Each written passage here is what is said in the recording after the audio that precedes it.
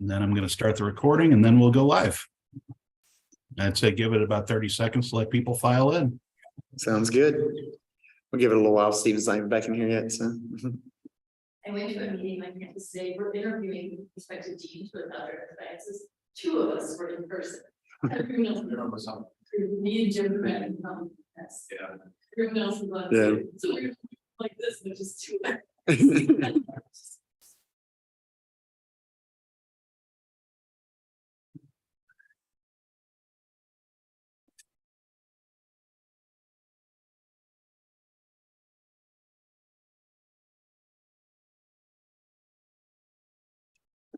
Okay, I'm going to go ahead and start, and you guys get started whenever you like. I'll edit Sounds this good. later for YouTube for the That's recording. good.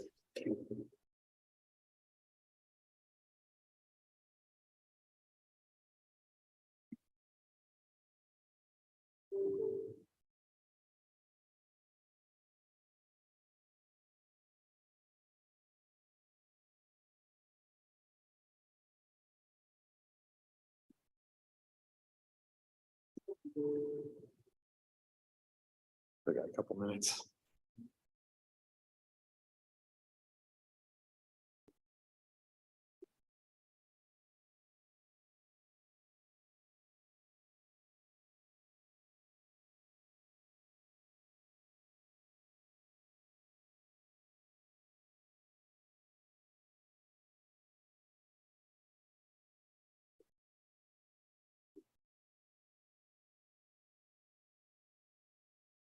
So we're live, just saying.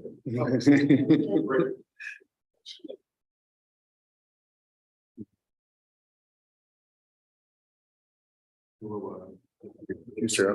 My introduction. Sure. Can pretend. Yeah. Somebody great. All right, thank you all for coming. We're gonna go ahead and get started since we've started the live stream. We are here to celebrate and learn about the Universal Declaration of Human Rights. It turned 75 this year. It is a landmark human rights piece of international law and cooperation.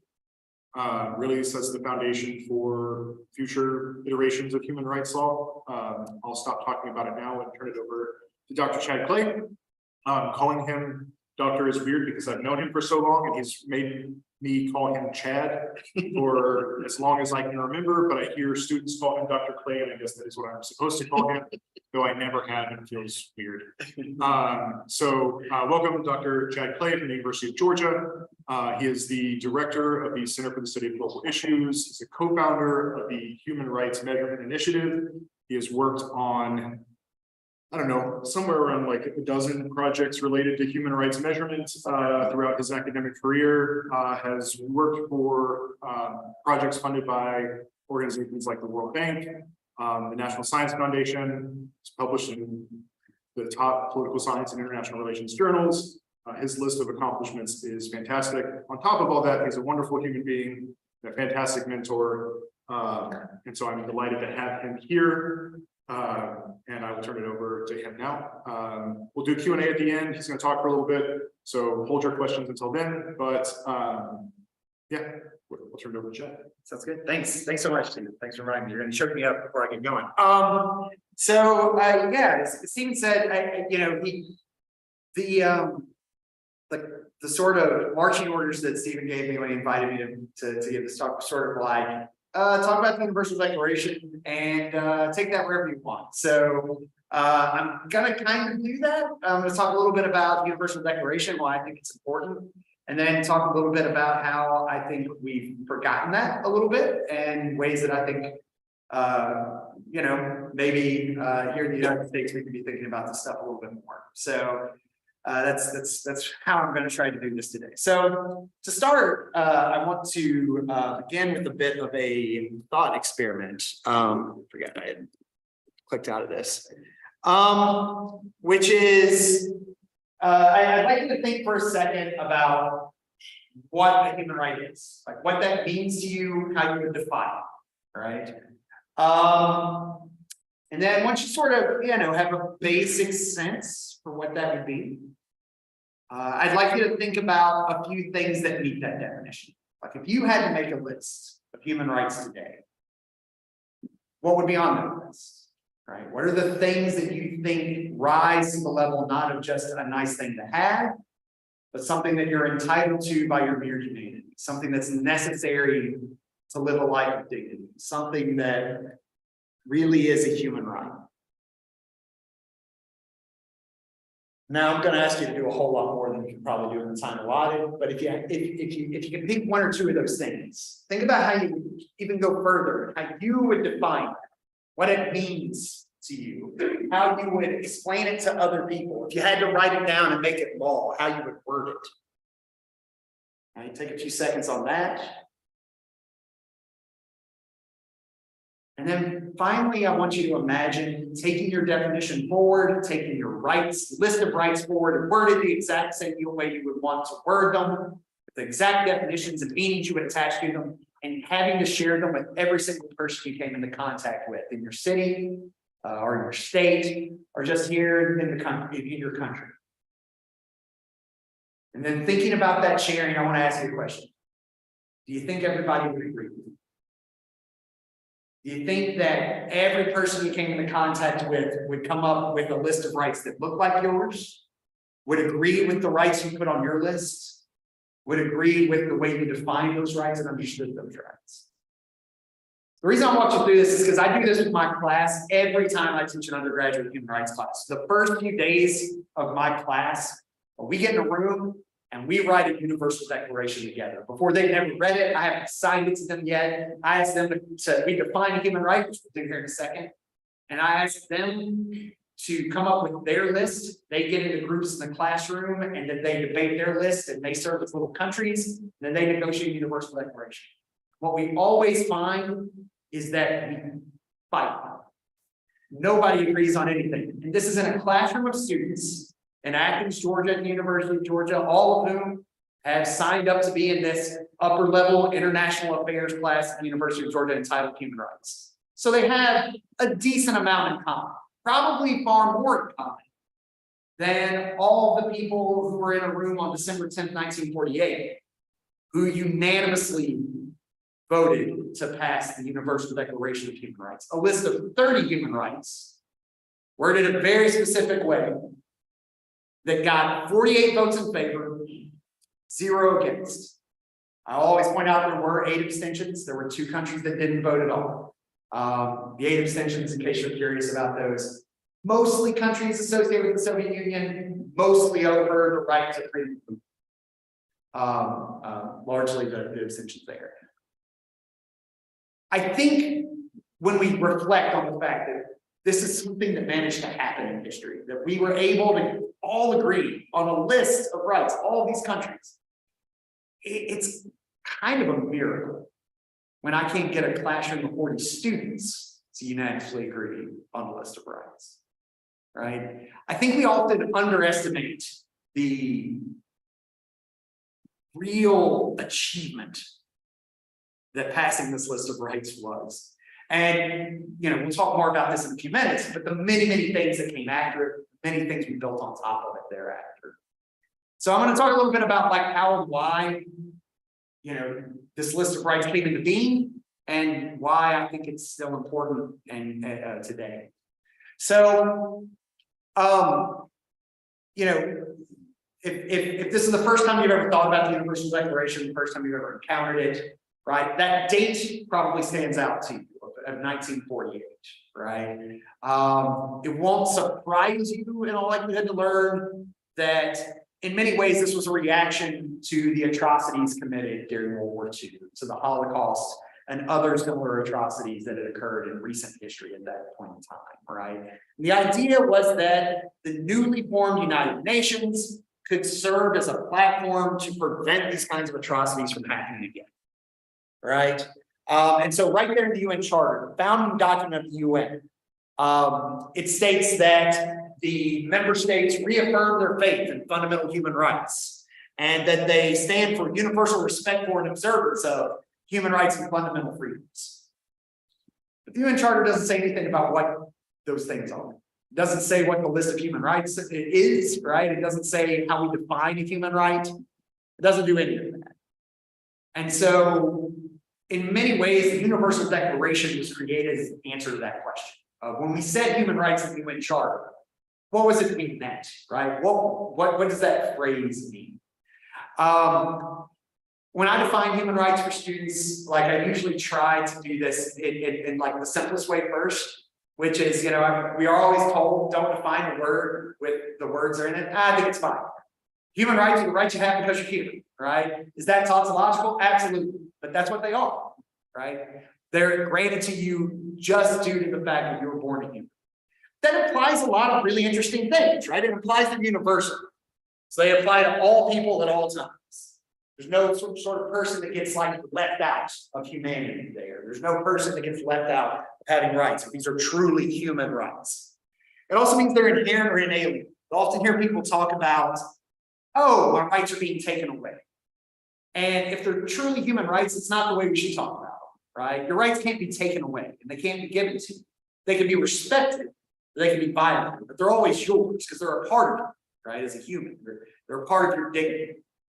And indeed, that's all really nice, sort of flowery philosophical language. But at the end of the day, they're meant to serve as political tools, right? They're tools that we turn to when we aren't able to live a life of dignity, right? They're things that we use when our governments aren't allowing us to live a life of dignity. And beyond that, there's sort of this underlying understanding, right? And if we look at the whole list of human rights, this becomes clear that all these things are interconnected and interwoven.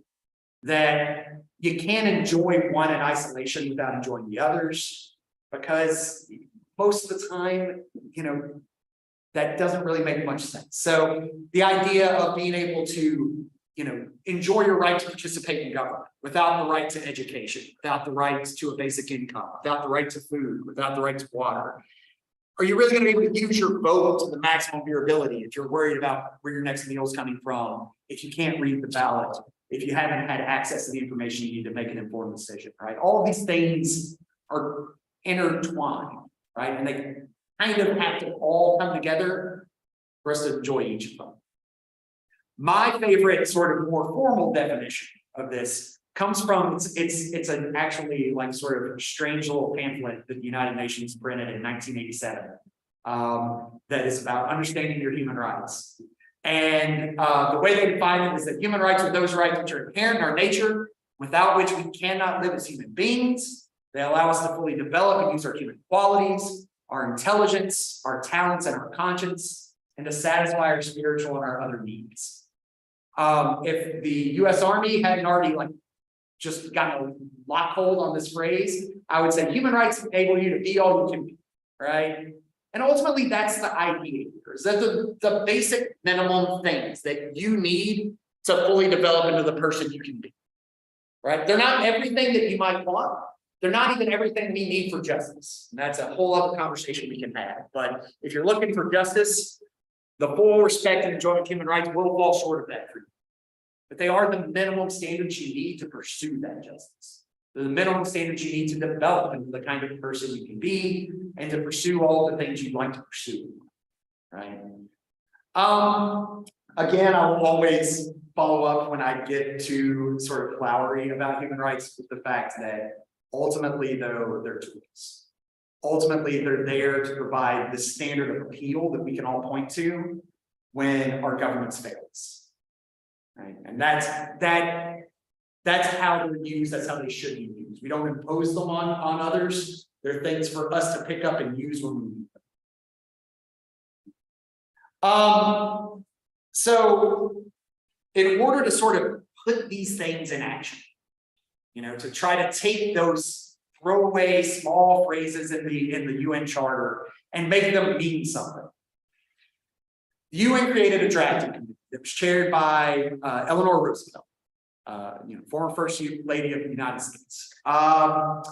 And that committee included representatives from the United States, from China, from Lebanon, from Australia, from Chile, from France, from the Soviet Union, and from Canada, right? This thing made it through 7 drafts. It went through 6 different votes, and finally made it to that December 10th, 1948, what we now call International Human Rights Day. If you didn't know that, celebrate on December 10th. It's International Human Rights Day. It made it through that unanimous vote. And to produce this final version that really served to define what human rights meant in the UN Charter. It contained, like I said before, 30 rights. I'm not going to try to walk you through each of these. We're going to go big, broad strokes through a lot of these, right? But it ranges from what you might think of civil rights, political rights, things like the right to participate in government, the right to civil and associate, the rights to expression and opinion, the right to freedom of religion, right?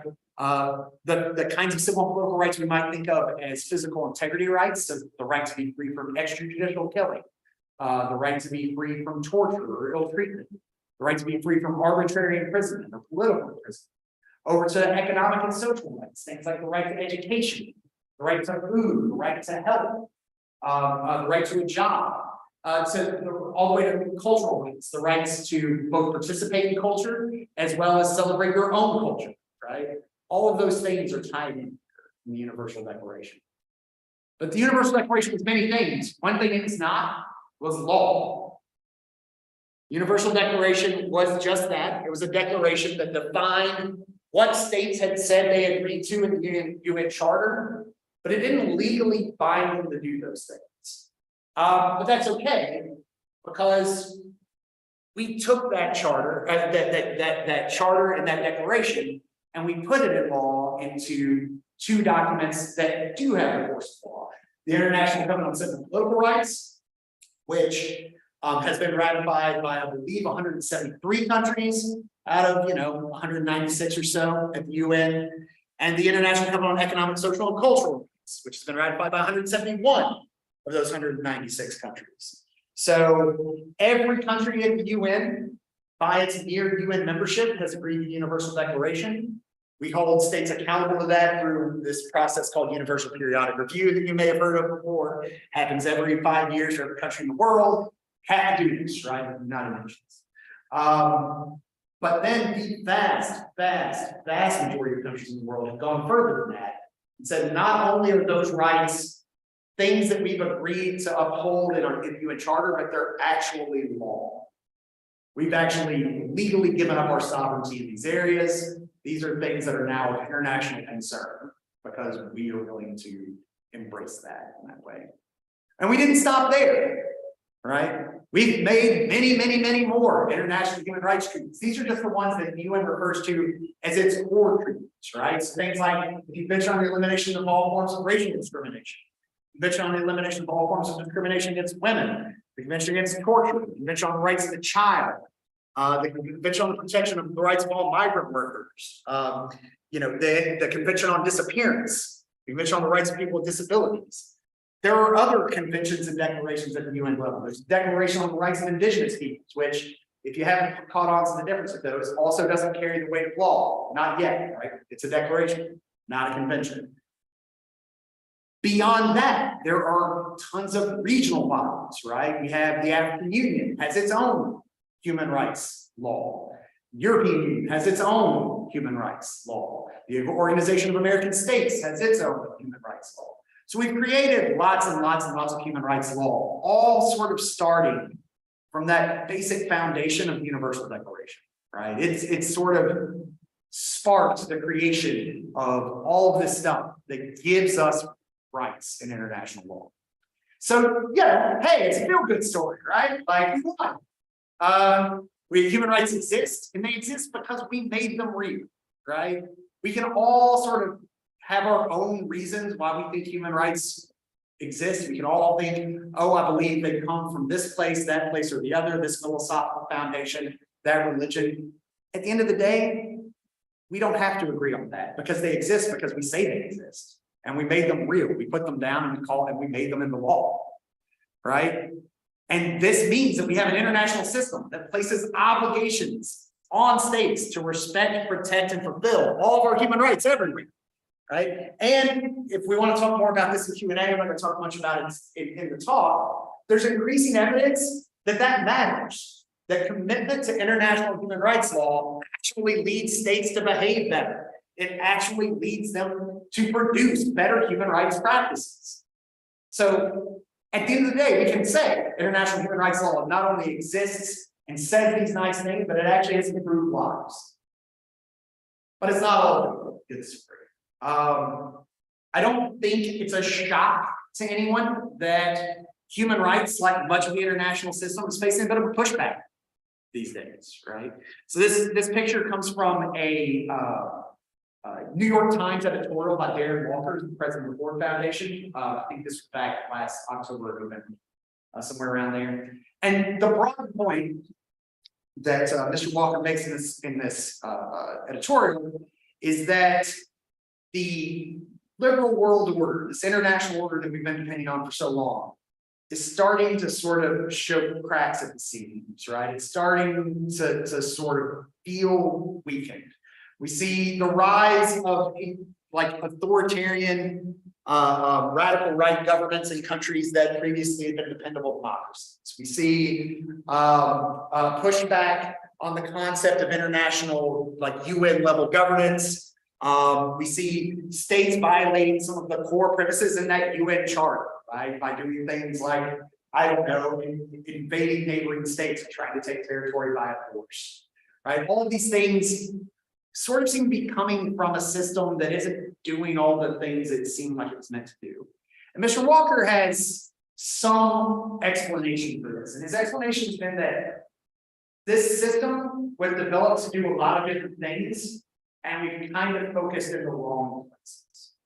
That our focus has been on things like, let's go ahead and make sure economic growth like precedes every other concern.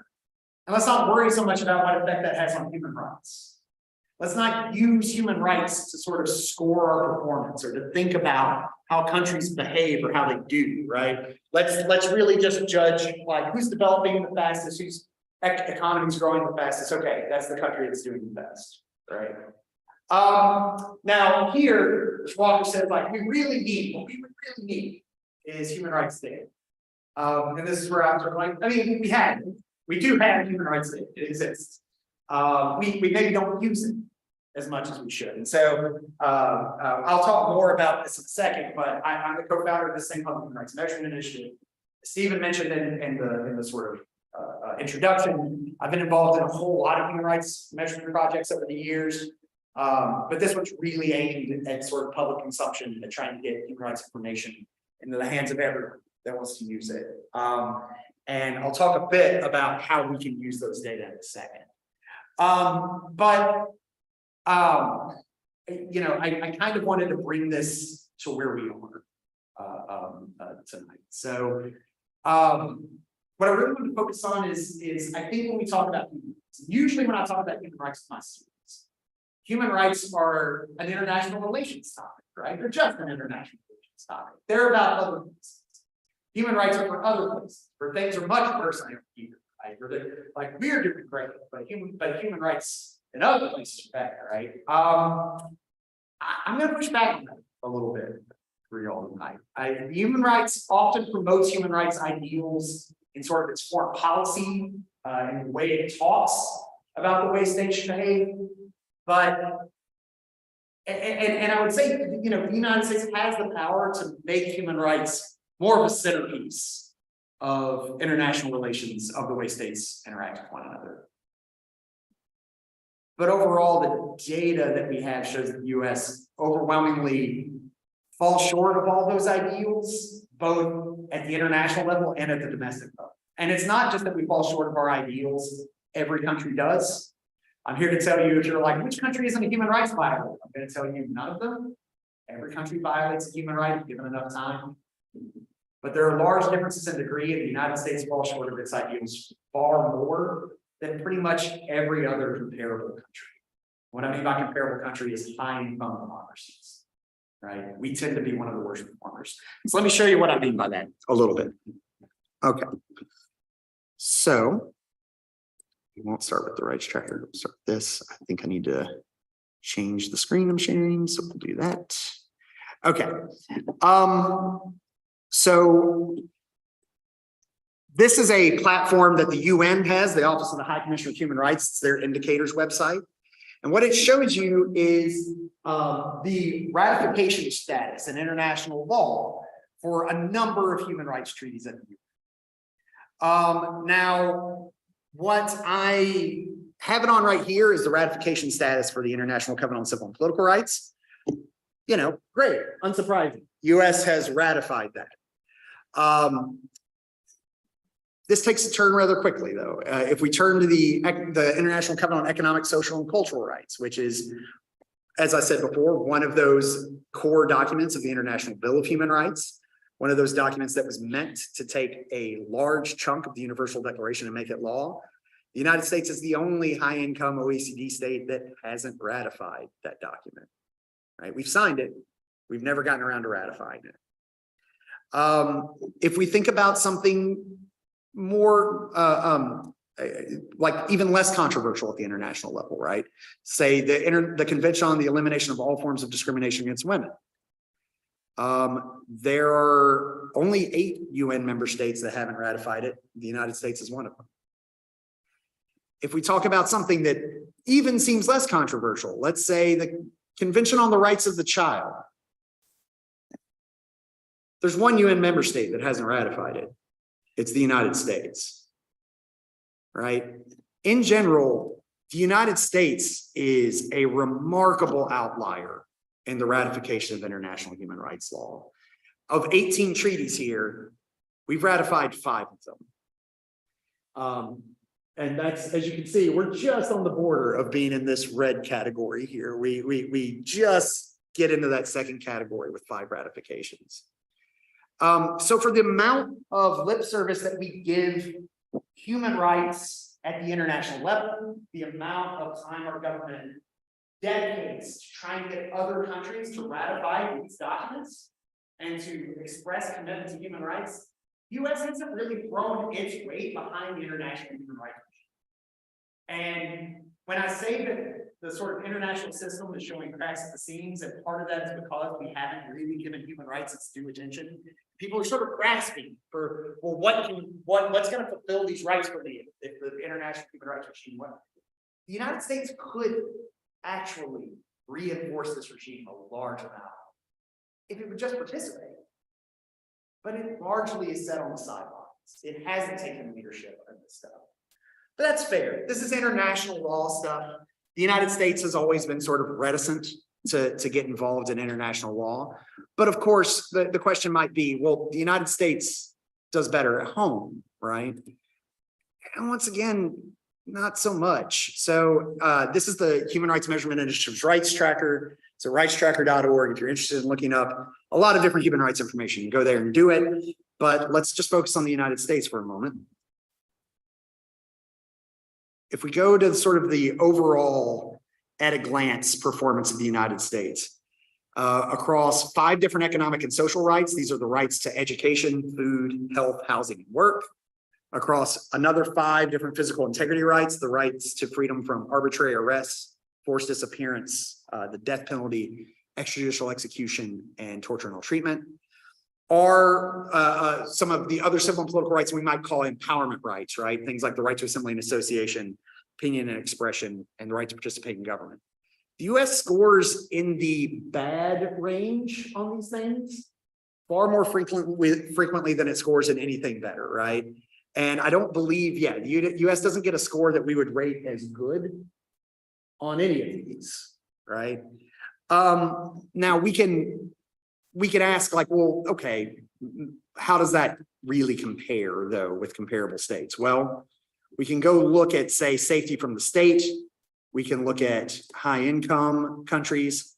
And if we just look at the high income countries that are in our data set, the United States clearly comes in, even with these sort of credible intervals where we're being honest about our uncertainty.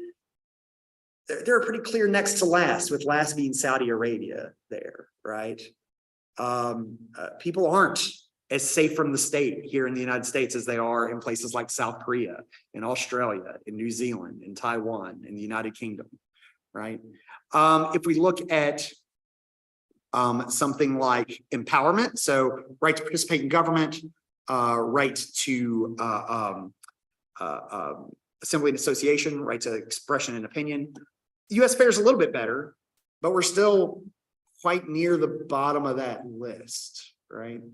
And so it's not just that the US performs like worse than we would hope they do. It's compared to states that are like the United States. The United States performs very poorly. Now, this is just looking at the countries for whom Hermes has data on the civil and political rights stuff, which at this point, Hermes data on civil and political rights is limited to about 45 countries. I can talk about why if you're interested in that sort of thing. If you look at a bigger sort of picture data set that just looks at something like safety from the state, right? I've calculated those data many times over. In the most recent data set I've calculated that for, out of 196 countries, the United States ranks about 115th on safety from the state. That is easily the worst of high income democracies. And it's well into the bottom half of countries overall.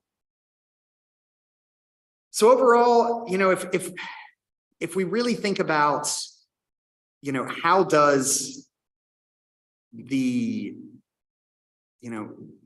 United States perform on this stuff? How does the United States compare to the rest of the world on this stuff?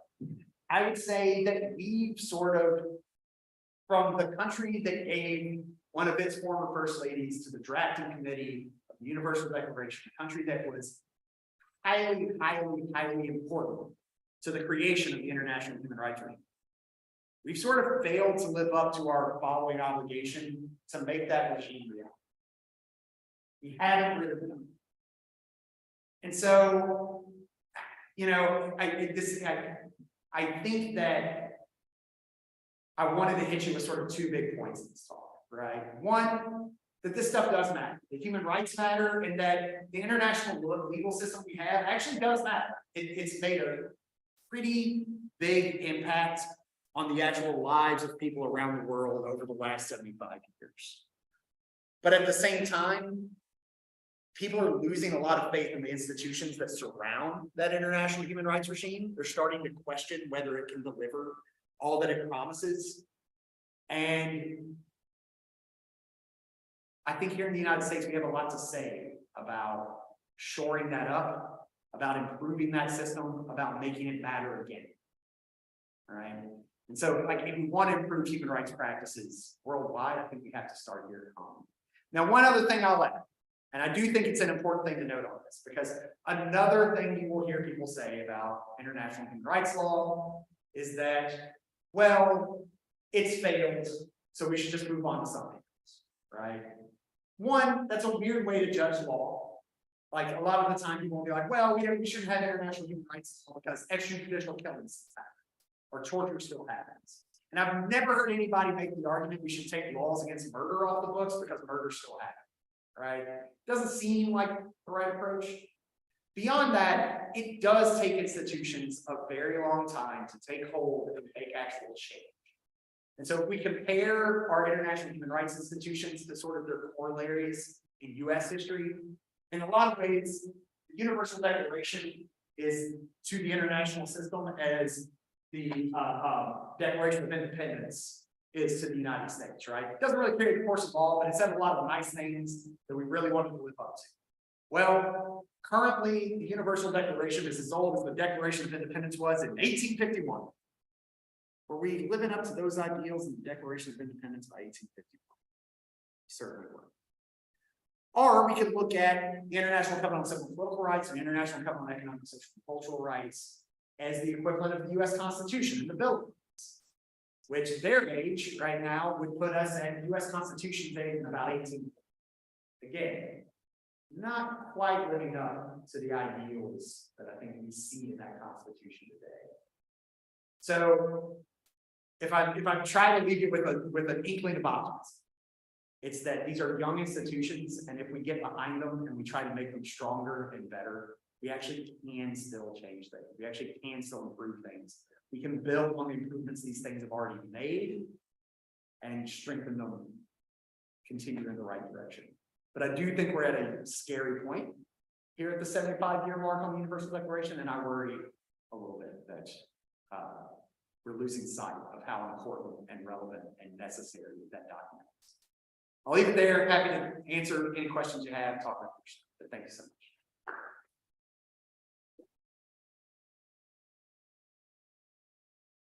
Yeah, anybody questions, anything we want to talk about?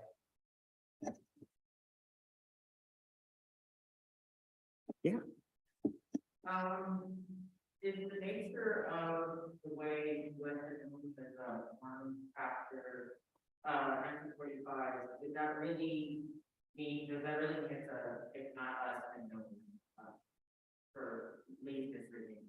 I'm sorry, I missed the last part of what you said. If it's not us, is it really no for leaving the human rights? I worry that that's the answer.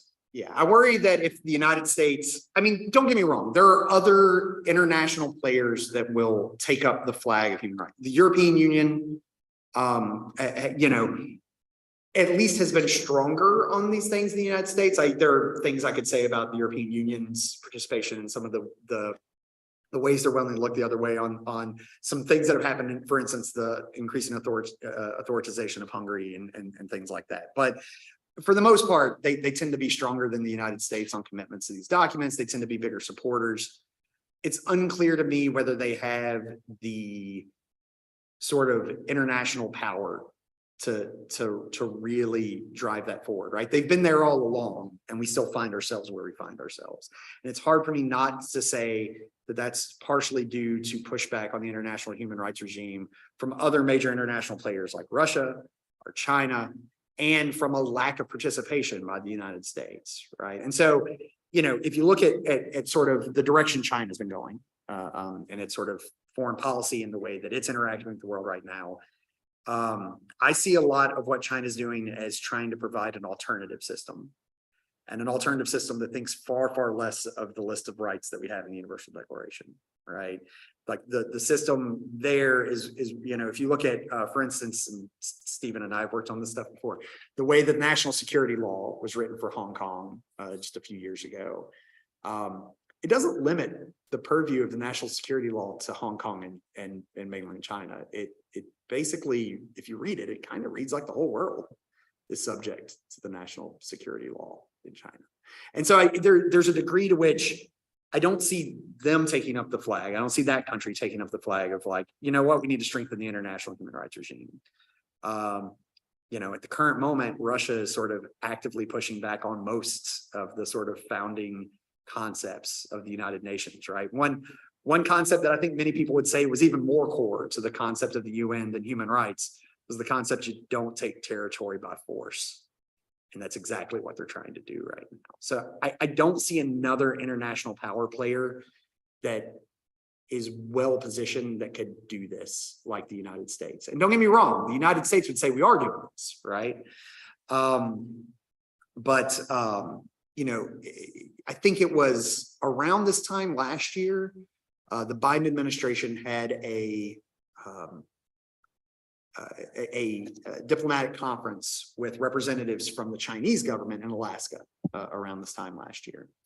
And the press conference that went with it sort of devolved into a whataboutism off, where the United States pointed out the many human rights failings of China, and China pointed out, you know, the many completely accurate human rights failings of the United States. The fact that, you know, protesters in the street were being arrested in the United States, that police killings were still enormously high in the United States, that racism and discrimination are still obvious in the United States. All of these things China threw at the United States can't really say, well, that's not true. Now, to be clear, that's not a defense, right? Saying, well, you do bad stuff too isn't a defense, but it still works wonders on an international stage like that, right?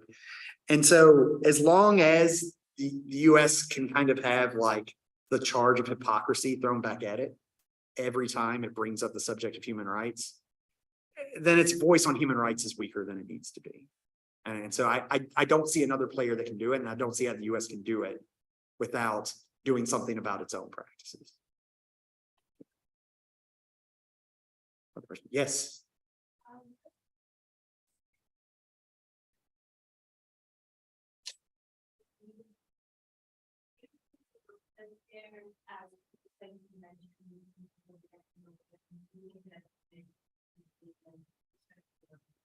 Yeah, well, I mean, the truth is, you know, this is why when people ask like, oh, what's the philosophical foundation of the Universal Declaration? I'm usually like, there's not one.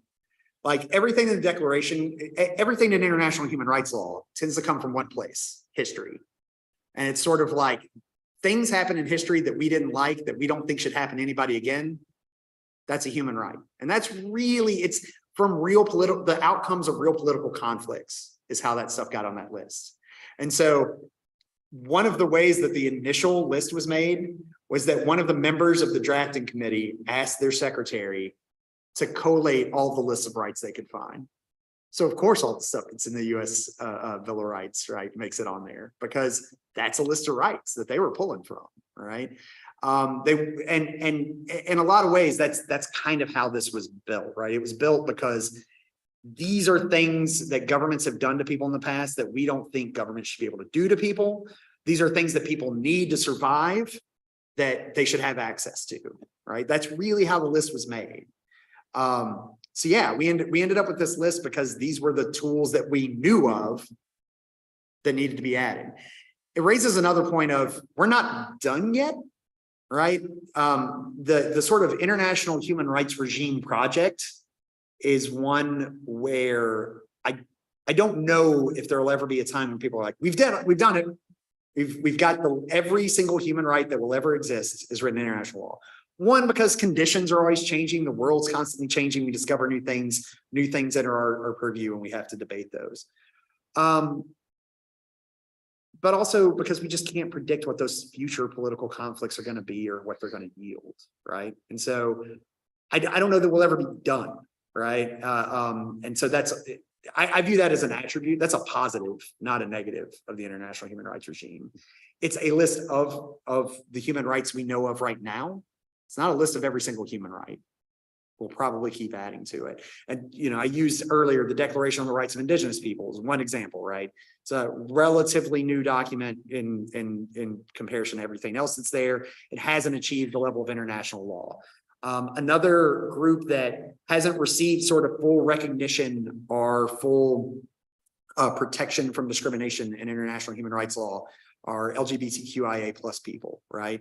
There's a document out there called the Yogyakarta Principles and the Yogyakarta Principles plus 10, which a bunch of international legal scholars were like, this is how you apply international law to discrimination, but it hasn't quite reached that. So we can already see where some of the future international human rights law would come from. And it's as these conflicts surface, as we realize the things we haven't covered yet, and sort of adding them to the list. Yeah.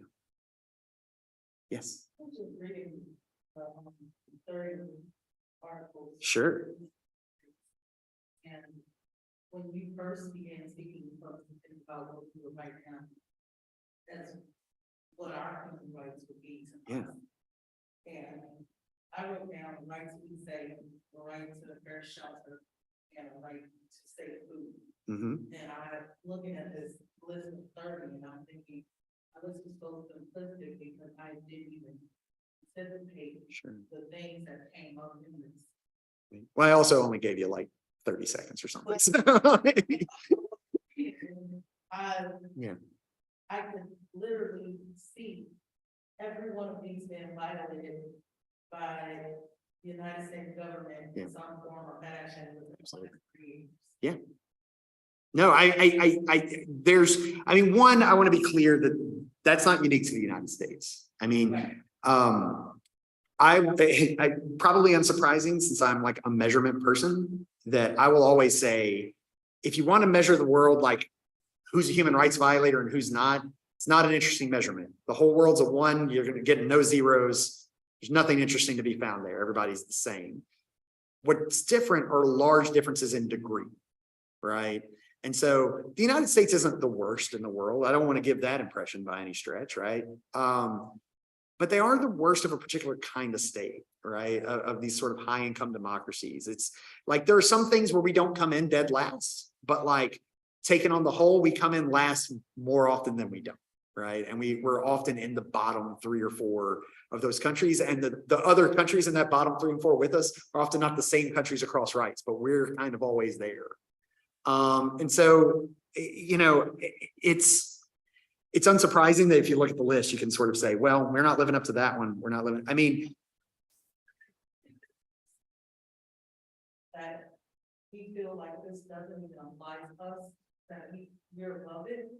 I don't know that it's, I mean, I wouldn't say it's like our size that makes us think that, although that probably doesn't hurt, right? And don't get me wrong, it's harder to fulfill the human rights of every single person in your country when it's a bigger country. That's just true. It's a repeated finding in human rights research, right? So it does make the task in the United States harder than in smaller countries, right? But I think it's more, it's a sort of dual track thing. So I'll give you the more very like international relations theory like answer, and then I'll give you the more sort of, I think, the social psychology of the United States answer. The sort of international relations theory thing is, if you've ever heard of hegemonic stability theory, it's a theory that sort of states that when you have an international system with the most sort of powerful state, the hegemon, that's clearly the most powerful state, that state will often pay the most costs to set up an international system, but that international system will also privilege them the most, right? And so I think in the post-World War II era that gave us the United Nations, that gave us the human rights regime, right? The United States was the hegemon, at least in the sort of non-Soviet Union world, right? There was a bipolar system, and of this pole, the United States was clearly the most powerful state. It was the one setting up that international system. And so in a lot of ways, it was the United States was paying the costs to help set up the system of rules. They were engaged in the Marshall Plan, sending all this aid to rebuild Europe. They were doing all these things, paying all these big costs. And ultimately, they were making rules that they expected to definitely apply to everyone else, but not necessarily us, right? And so that's something that's recurrently found in international relations. People make the same argument about the United Kingdom as the sort of previous hegemon, right, prior to World War I. And sort of going back in history, sort of continually make this argument that the hegemon tends to make rules for everybody else. And by being the enforcer, by the one spending all of the resources to do all of that, they expect to yield more benefits and maybe not have the rules apply to them as rigorously as they do everyone else. I also think that there's something very like unique to the American sort of story that we tell ourselves. Like if you listen to the way people talk about our country, right? We do tell ourselves that we're unique, that we're special. You know, American exceptionalism is a phrase for a reason. Like, and you know, we were one of the earliest sort of constitutional democracies to really make this work in the long run, right? There are lots of things there that I think Americans cling to as like this story of you know, democracy and rights and building those up over time, that make it seem like this stuff just shouldn't apply to us because we already do this, right? And that's, I think, where that sort of concept comes from, that human rights are for other places for a lot of people, is that we've heard over and over again that we did this, right? We won, we have a Bill of Rights, we've got a constitution, we do all this stuff the right way. And there may have been times in history when we were a little bit ahead of the game. It's not true anymore. Everybody's caught up and past us. That's kind of the way I would take these data. I mean, one way to think about it is like, you know, technology sort of gets outdated if you don't update it. And I don't know that we've updated our technology the way we should have. I was gonna ask you, do you think that because America has such freedoms when it comes to the online expression, that it brought, I guess, more recognition to our civil rights violations versus like other countries that have internet restrictions? Maybe they are having the same crises we are having, and maybe even on a bigger scale, we just don't know about it because their people don't have a voice to speak about it. Yeah, that's a great question. And I want to show you a couple of things that pertain to that, actually. So first, that's almost absolutely happening.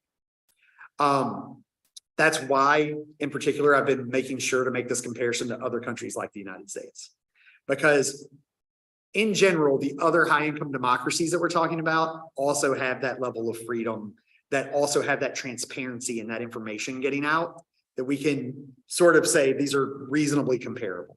There's no doubt that the spotlight falls on the United States to an extent that it doesn't fall on every other country. Like certainly the United States gets more international press than Liechtenstein, right? It's bigger, it's more powerful. There's a number of reasons why. But overall, information about violations that happen in those countries move relatively freely outside of those countries. And the United States still performs worse than those countries. In fact, we actually tend to perform worse on the level of transparency in those violations, which sort of like we might know more bulk information about the United States, but as a proportion of the information we should know, we probably know less. And so that's also kind of a unique attribute. The other thing I wanted to point out though is even if we think about things the US has ratified, right? So in thinking about it, when you're talking, it made me think about like the US's freedom of speech, right? Which we talk about a lot. It is broader than freedom of speech is in a lot of countries around the world. The United States has ratified the International Convention on the Elimination of All Forms of Racial Discrimination. It's one of the five. It's one of those five, right, that we've ratified. We're unique in the position, though, that our legal definition of discrimination in the United States is entirely out of step with the definition of discrimination that's in this document. And so that ties in. The reason it made me think of that is because it ties in to this freedom of speech portion. To prove discrimination in courts in the United States, you have to prove intent. That is in no way, shape, or form part of eliminating discrimination in international law.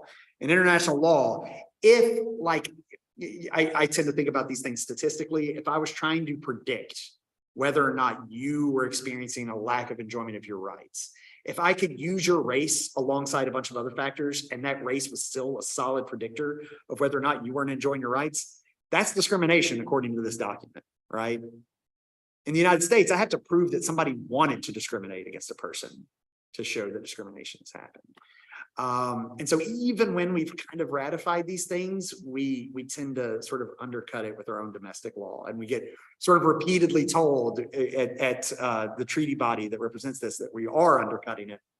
It doesn't matter. We just kind of keep on keeping on. So, I think we tend to sort of overstate, like, well, we have so much freedom here. We tend to be so free in how we talk about things. Like, we'll know everything that happens here.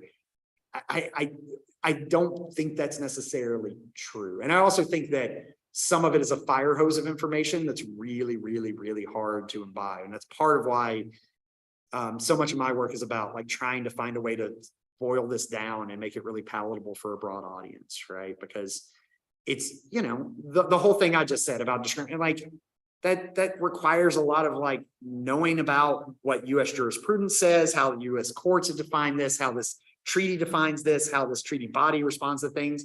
It's a lot of information most people do not have any time for, right?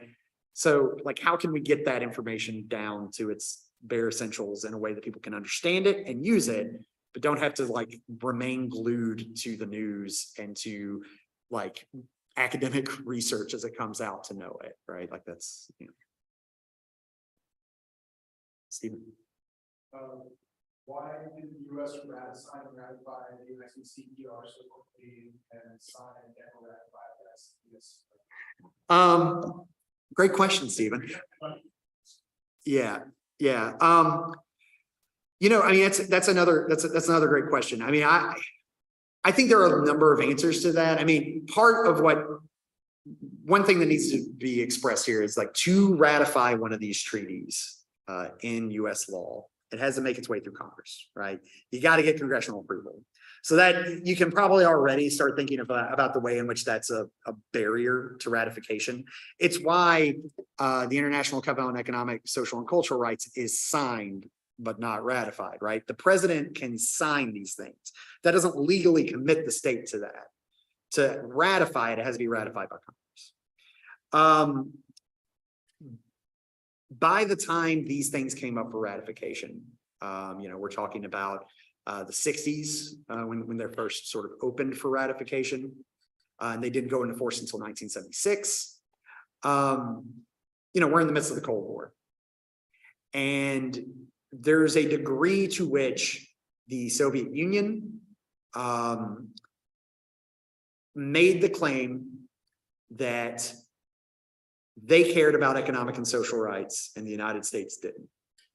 So one, to clear something up, the Soviet Union did not care about economic and social rights, at least not in the way that, at least not as rights, right? They were kind of down with like more equality, but everybody was equally allowed to starve, right? Like for the most part, these weren't rights, right? We're talking about a country that in Ukraine actually deliberately engaged in what many countries now refer to as a genocide via denying food to people in Ukraine, right? So they didn't care about economic social rights, but it was a good political propaganda move, especially from the perspective of being a so-called communist state, to say that they cared about economic social rights and that's why they were better than the United States. I will always say that it was a blunder of the United States to completely take the bait on that. And instead of saying, no, you don't, we care about that way more than you do, just say, well, we care about civil and political rights. And so this division between civil and political rights and economic and social rights is really a Cold War hangover. It's something that you'll still hear people, there are a lot of arguments that have been made to justify it. You'll hear the argument that economic and social rights are positive rights and civil and political rights are negative rights, that all the state has to do to fulfill civil and political rights is just not violate them. Try holding a free and fair election without the state putting in effort or funds. Try preventing police officers or other agents of the state from engaging in torture or ill treatment without training them, without monitoring them, without putting in funds. All of this stuff requires government effort and resources. There is no such thing as a negative right. Every single right requires positive effort by the state. But it's still, that's been used, there have been a number of ways used to try to differentiate these rights. They're not different from one another. They all sort of require the same thing of the state. We just allowed sort of Cold War politics to allow these things to be divided and then sort of fell in the trap. Now, we could have ratified the ICE-SCR at any time since. Every president that's even thought about it for a moment usually has some other thing that they really want to get through Congress. I remember the Obama administration being asked about it and their response was, yeah, but the American Care Act though, right? And like it generally using up political capital on getting this now relatively old treaty through Congress instead of something that would be flashier just hasn't happened. But yeah, does that answer your question, Stephen? Was that right? Yes. I was gonna say, like, with all the civil rights violations that we have in our country, I believe this is just a run-over learned behavior back from the times when it was okay. And why haven't we as a country figured out after 100+ years how to tear down and restructure our system to be more inclusive and more humane, I would say. I mean, part of the answer sort of goes back to my closing bit about institutions taking a long time to change. Institutions are sticky. And what I mean by sticky is that they change in piecemeal ways very slowly over time. And it's really, really difficult, if not impossible, to sort of break down a way of living and a way of being and start tomorrow in a new way of living, like those are learned behaviors, like you said, right? People have a really hard time learning new behaviors. So that's part of it. Part of it is that institutional change is slow, it's hard, and it's really, really tricky to pull off. Part of it, though, I think goes back to the story we tell ourselves about who we are. And the story we tell ourselves about who we are is that we defeated those old things, that those old things are something of the past, that through the Civil War and the Civil Rights Movement and the Women's Liberation Movement and all these things we can look back on historically, that those ended, rights were achieved, and now we're done. Right. Exactly. And that's what I'm saying is yeah. Exactly. But a lot of people would claim that this is an obvious argument. There's people that would argue that that's not based on race, that's not discrimination, now I think all of the evidence points to the fact that it is, right? I mean, if we go back, something I didn't dig into earlier, right? Women's rights or starting to resurface with the Roe versus Wade, like, we've already repeating history.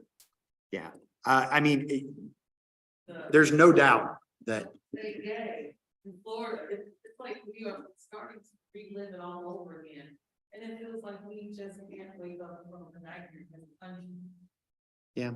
I mean, I don't disagree. I think that there's, if we look at another thing that we do at Hermie, right, is we ask people who was particularly at risk for violations we're talking about, right? And so if we talk about extrajudicial killing, right, so this is like being killed without due process. So we're leaving the death penalty out of this. We measure that too, but that's a separate thing, because technically also freedom from the death penalty, international human rights, the second optional protocol of the International Covenant on Civil and Political Rights. And as you may have guessed, the United States has not ratified it. But for freedom from extrajudicial execution, right, we talk to human rights practitioners, researchers around the country about who it is. And of course, on extrajudicial execution, 75% said people of particular races. And when we asked them, be more specific about who you mean by people of particular races, Black and brown people, particularly Black people with disabilities and Black men, right, and other racial minorities. So I mean, any way that we cut this, right, the information, the evidence that this is sort of discriminatory behavior comes out. The question is how and I think this is a question a lot of us have asked ourselves over the years. How do you convey information to somebody that doesn't want to hear that information, that already has prior beliefs, that is going to react to information, no matter how based in sort of hard data or that you have? How do you change their perspective? Because a lot of the response to this a lot of the time is, well, that's not because of that. You're wrong. And it doesn't matter if you have data to back it up and you can show it in a number of different ways. They just won't hear you. And so I wish I had a better answer to how do you do that, right? My answer is I'm doing some work right now where I'm doing sort of experiments with how do we use quantitative data, like the data we have on this website, with stories, and does data make our stories more effective? Do stories make our data more effective? How do we combine those things to like sort of make people learn from them? And I'm hoping I can generate more answers out of that, but right now I don't. The only answer I have is like, I'm trying to make this understandable by everyone. So that's all I've got.